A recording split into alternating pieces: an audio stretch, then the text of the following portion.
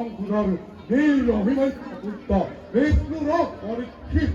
বাকী সমগ্ৰ ভাৰতৰ এক শক্তি ৰজা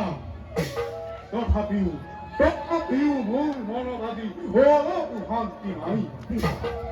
ধৰ্মপায়ন পিতামহসকল পাঁচজনসকল অবিকল গমন কৰা পাছৰে পৰা মোৰ মন একেবাৰে চঞ্চল হৈ পৰিছে আনহাতে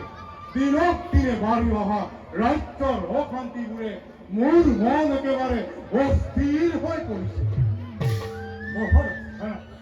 আপুনি মিছাতে কিয় ইমান অস্থিৰ হৈ পৰিছে আপুনি এই দুবিধান ভাৰতবৰ্ষৰ এক সত্যি ৰজা আপোনাক এনে অস্থিৰতা দেখিলে সত্যে বিদ্ৰোহ কৰিবলৈ সুবিধা পাব গতিকে মহাৰাজ আপুনি এই সকলো মনত পৰিত্যাগ কৰি কেৱল মাথো ৰাজ্য শাসনত মনোনিৱেশ কৰাহে উচিত সেনাপতিয়ে নিশ্চিত কথাই কৈছে আপোনাক এই অস্থিৰতাত দেখা পালে মোৰ হৃদয় একেবাৰে ভাগিব আপোনাৰ ধৰ্মভীৰুকত কৰি জীৱনতে শিক্ষা ল'ব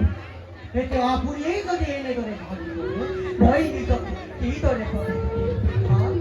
পিতা মই নিজকে কিদৰে প্ৰবোধ দিম তোমালোকে কৌশিক কথাকে অৱগত কৰিছা পিতা কিন্তু বাতিলৰ ফালৰ পৰাই যে মোৰ মনত অলপ মোৰ অজন্ম কালতেই মোৰ পিতৃদেৱ বিয়োগ হোৱাত পিতামহসকলে লালন পালন কৰি মোক ডাঙৰ কৰিছে আৰু এতিয়া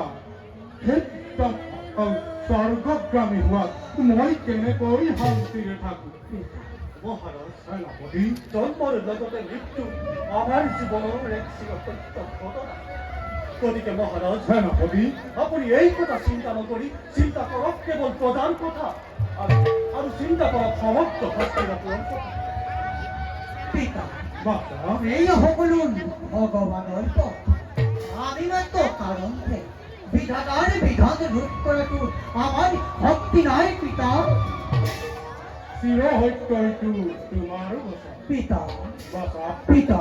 আমি কাৰণ হলেও আমাৰ কৰ্তব্যবোৰ হস্তপথ কৰি যাব হয় পিতা নহলে ভগৱানৰ ওচৰত আমি